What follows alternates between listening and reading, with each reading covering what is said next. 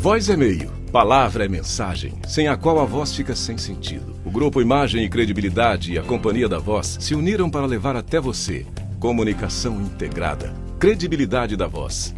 Alexandre Jardim. Crises te preocupam? E a sua reputação? Como está? Eu tenho a solução. Rodolfo Lago. Você entende como as decisões são tomadas neste país? Te ajuda a escrever como os melhores jornalistas. Luiz Ximenes. Você já se ouviu gravado? Quer melhorar? Vem pra cá que eu te ajudo. Alexandre Mota. Sem saber qual caminho percorrer, te ajudo a estruturar sua empresa e seus projetos. Estevão Damásio. Use o poder do rádio e dos podcasts para passar a sua mensagem. Pode contar comigo. Profissionais da voz e da palavra em uma fábrica de podcasts, entrevistas, cursos, treinamentos e consultorias e conteúdos que irão contribuir na sua tomada de decisão. Soluções em comunicação. Credibilidade da Voz. Uma parceria dos grupos Imagem, Credibilidade e Companhia da Voz. Olá, começa agora o JBR News de sexta-feira. Esse conteúdo é especialíssimo porque eu e Rodolfo Lago nos reunimos normalmente diariamente, de segunda a quinta, estamos aqui em separado, fazendo as análises do que acontece na capital federal, mas hoje é aquele dia que a gente brinca, que é o cafezinho, para a gente poder conversar um pouco e trocar ideias do que acontece na capital federal. Lembrando a vocês, seguidores e seguidoras, que este conteúdo está disponível, assim como outros, no nosso canal no YouTube, o ICTV, e também no Imagem e Credibilidade, no Jornal de Brasília e no portal R7. Então vamos lá, Rodolfo Lago. Sexta-feira em Brasília e, por incrível que pareça, o assunto vem de fora deste Planalto Central, né? O assunto que está movimentando a capital hoje para os nossos seguidores e seguidoras é justamente a cúpula pela democracia que está sendo realizada lá nos Estados Unidos, que foi motivada e está organizada e tendo ele à frente, que é o presidente norte-americano Joe Biden, e que nesta tarde terá uma participação do presidente brasileiro Jair Messias Bolsonaro, um antigo trumpista, que agora vai falar para os democratas e não para os republicanos. E aí, Rodolfo, o que você está vendo deste momento defesa da democracia no mundo?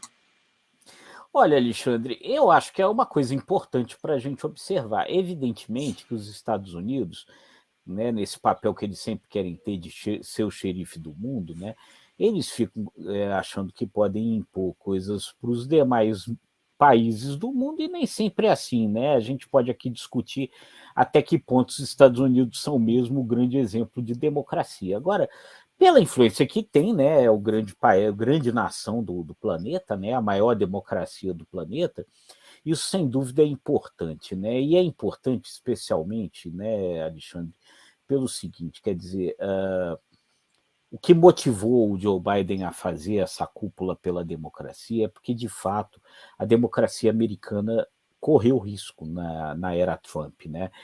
Esse risco foi real, né?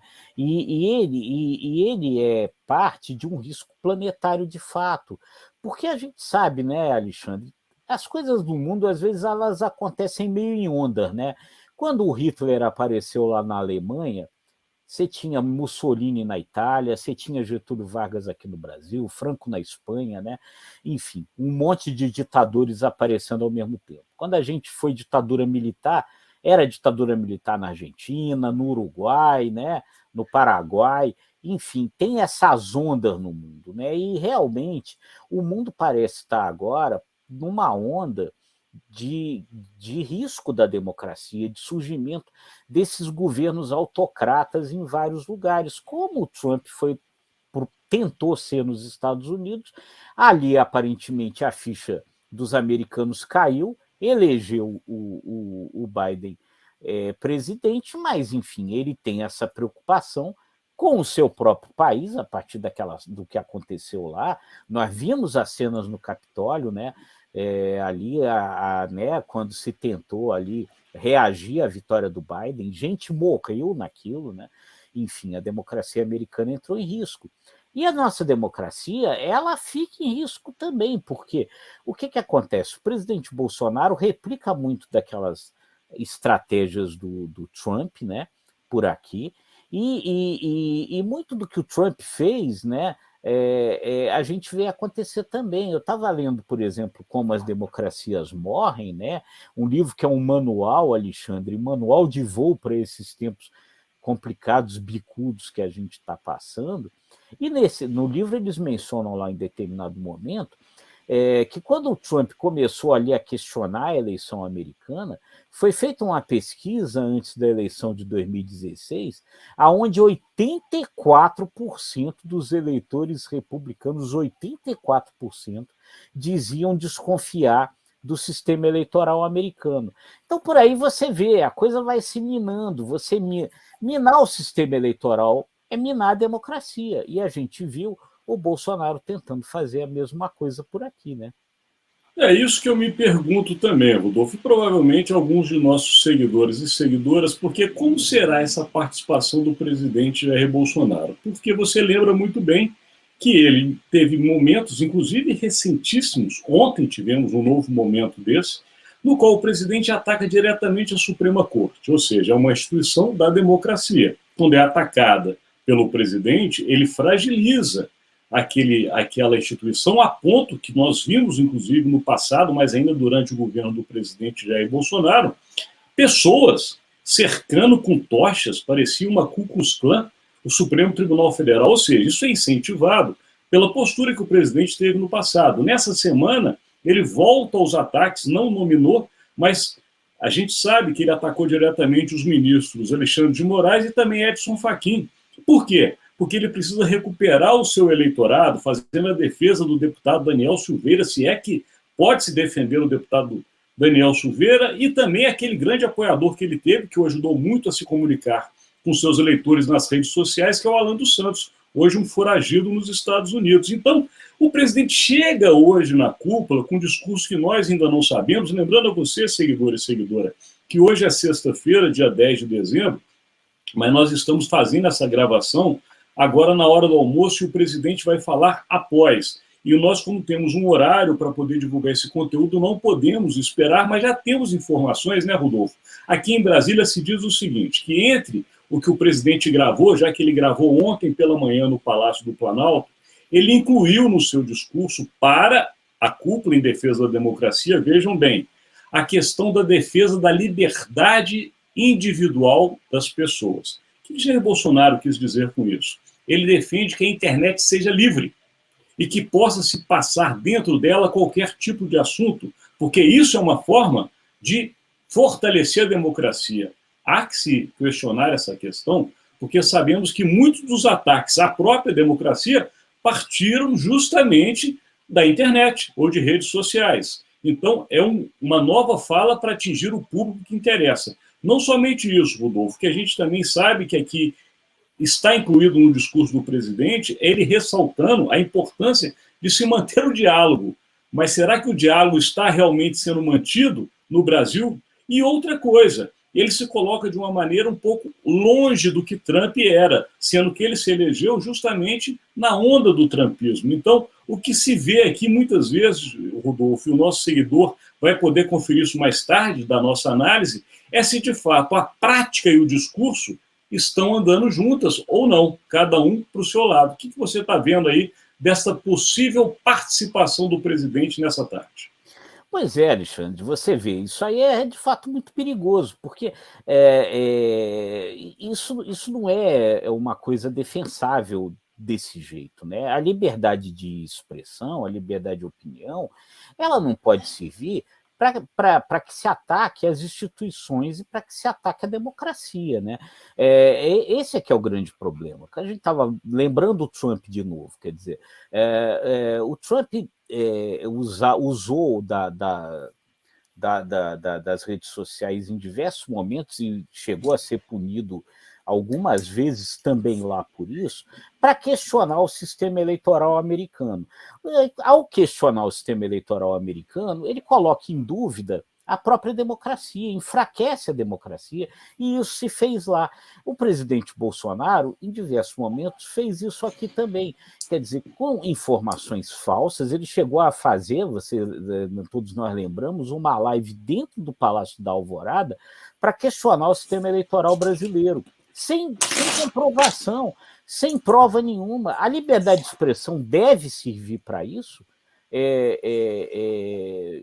A liberdade de expressão deve servir para a disseminação de notícias falsas. Isso é muito complicado. Eu acho que existe um limite aí na liberdade de expressão. É como o seguinte: nós todos temos liberdade para determinadas coisas, mas precisamos cumprir a lei. Nós não temos liberdade. Eu não tenho liberdade para pegar o automóvel e sair atropelando os outros pela rua, entendeu? Né? Eu não tenho liberdade para pegar um revólver e sair matando as outras pessoas. Então, eu também não posso ter liberdade para dizer coisas que não são verdade, que colocam em risco as instituições, que colocam em risco a democracia, colocam em risco a saúde das outras pessoas. Né? Quando você faz uma fake news, por exemplo, sobre a pandemia, sobre vacina, isso é ou não é uma forma de homicídio? Quer dizer, se a pessoa acreditar que a vacina causa autismo ou AIDS, como disse o presidente, por exemplo, e não tomar a vacina e ela morrer, isso não será uma forma de homicídio? Então, sabe, eu acho que precisamos pensar sobre essas coisas, né? O que acontece é justamente que o presidente tenta marcar uma posição junto ao importante aliado que nós sempre tivemos, que é os Estados Unidos, seja do ponto de vista político e principalmente comercial, mas ele tenta marcar um posicionamento como um dos democratas do mundo, né? Sendo que ele vem de uma escola trumpista. A gente tem visto agora o Brasil se aproximando de uma disputa eleitoral na qual o presidente tem retomado esse figurino mais radical, que foi justamente uma das características dele em 2018 para vencer a eleição. E eu queria saber como é que esta cúpula o enxerga, porque a gente sabe que a Rússia e a China estão fora, mas estão fora por uma questão justamente de decisão de como governar os seus países. Eles não querem saber da democracia. O Brasil tem uma democracia, bem ou mal, nós temos presidentes sendo eleitos, reeleitos, presidentes sendo afastados, e o Brasil continua, graças a Deus. Mas não tem sido a postura do presidente em todos os momentos. E eu chamo a atenção, Rodolfo, antes da gente concluir, que é o seguinte: como será visto um Bolsonaro que é tão atacado pelos Estados Unidos na questão ambiental? Porque o presidente é hoje apresentado a uma cúpula de defesa da democracia dentro de um governo que o criticou internacionalmente como uma pessoa nociva ao meio ambiente. Será que isso também não vai ter impacto na cúpula, Rodolfo? Muito provavelmente. Eu acho que, como você bem disse, Alexandre, nós somos uma democracia, não deixamos de ser uma democracia. Mas o que se mostra, o que se vê, e essa cúpula, acho que está vendo isso também, é que é o seguinte: estão de olho na gente e a gente precisa ficar vigilante. Perfeito, perfeito, perfeito. Eu vou encerrar, nós precisamos, porque o nosso tempo já estourou, mas eu separei aqui para o nosso seguidor um dos grandes defensores da democracia, para quem não se lembra, mas deveria pesquisar, que é de uma geração mais jovem, que foi o ex-primeiro-ministro da Inglaterra, tão importante, principalmente no período da Segunda Guerra Mundial, que foi o Winston Churchill, né? E que, como um defensor da democracia, cunhou algumas das melhores frases sobre esse regime, e a que é mais conhecida, eu repito aqui, abre aspas, Winston Churchill: a democracia é o pior dos regimes políticos, mas não há nenhum sistema melhor do que ela. E ele vai mais longe. O melhor argumento contra a democracia é uma conversa de 5 minutos com o eleitor mediano. Portanto, por pior que seja, é bom que se tenham eleitores, é bom que se tenham candidatos e é bom que se haja alternância e não manutenção no poder. Rodolfo Lago, termina aí, porque o nosso tempo chegou ao final. Eu só vou lembrar os nossos seguidores e seguidoras que amanhã temos um podcast especialíssimo. Trouxemos para poder analisar os cenários atuais e também projetar os cenários futuros a jornalista Cristina Serra, que eu acho que todos já conhecem, mas se não conhecem, lembrarão muito ao vê-la na tela. Afinal de contas, foi correspondente nos Estados Unidos, repórter de dos principais veículos de mídia do Brasil, nem vou citar, porque eu temo esquecer algum. Agora é você, Rodolfo Lago, faça as honras e encerre este conteúdo. É isso. Um bom fim de semana para todos, e é isso. E viva a democracia, né, Alexandre? Viva a democracia. Um abraço, boa semana para todos.